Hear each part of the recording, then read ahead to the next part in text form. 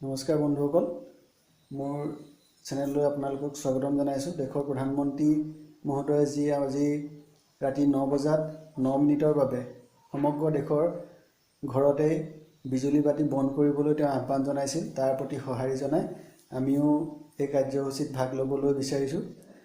9 বাজু আমিও আমাৰ ঘৰৰ বিজুলী বাতি প্ৰত্যেক ৰুমে বন্ধ কৰিছোঁ।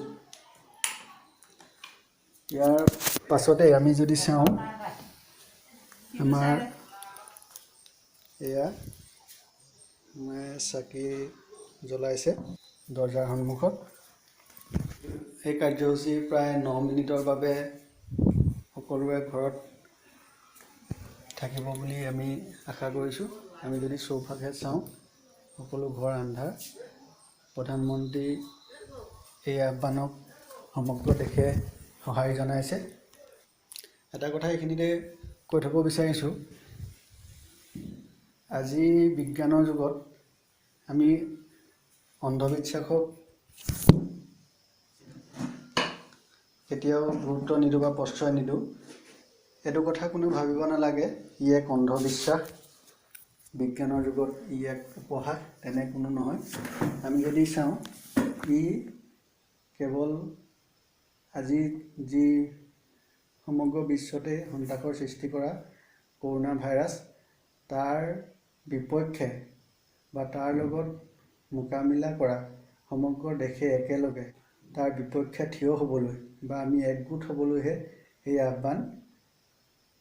আমি এইটো কথা জানো যে আজি 9 মিনিটৰ বাবে সমগ্ৰ দেশে বিজুলী বাতি ঘৰত বন্ধ কৰিলেই বা সকলো ঠাইতে আন্ধাৰময় কৰি তুলিলেই যে কৰোনা ভাইৰাছ নাইকিয়া হ'ব বা সমগ্ৰ দেশৰ পৰা এই বিশ্বৰ পৰাই যে এই যি বিভীষিকাময় পৰিৱেশৰ সৃষ্টি কৰিছে, মহামাৰী ৰোগ সৃষ্টি কৰিছে, ই যে নাইকিয়া হ'ব তেনেকুৱা নহয়। কিন্তু আমি ইয়াৰ দ্বাৰা এইটো বাৰ্তাহে প্ৰধানমন্ত্ৰী মহোদয়ে দিব বিচাৰিছে বা আমিও সেই পক্ষত আছোঁ যে সকলোৱে সমগ্ৰ দেশে একগোট হৈ থিয় দিছে।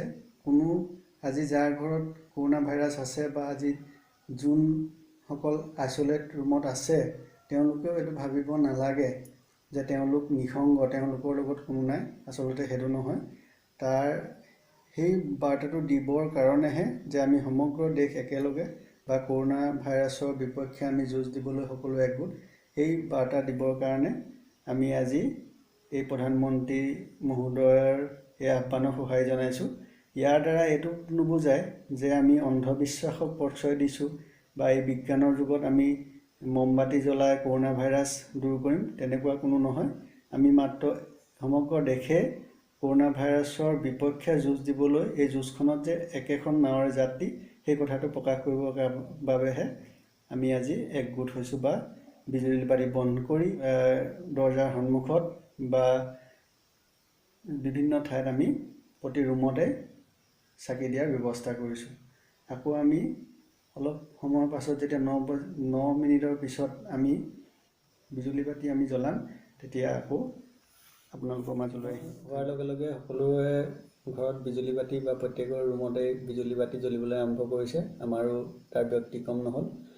শেষত আমি এটা কথাই ইয়াৰ পৰা আশা কৰিম, এই যি এক নিৰাশাৰ দিন আমাৰ মাজলৈ আহিছে, সেই দিন নতুন প্ৰভাতৰ উদয় হওক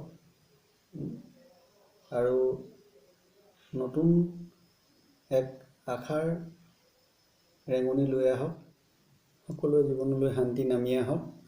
শেষত সকলোকে ধন্যবাদ জনাই আপোনালোকৰ মাজৰ পৰা বিদায় লৈছোঁ। ধন্যবাদ।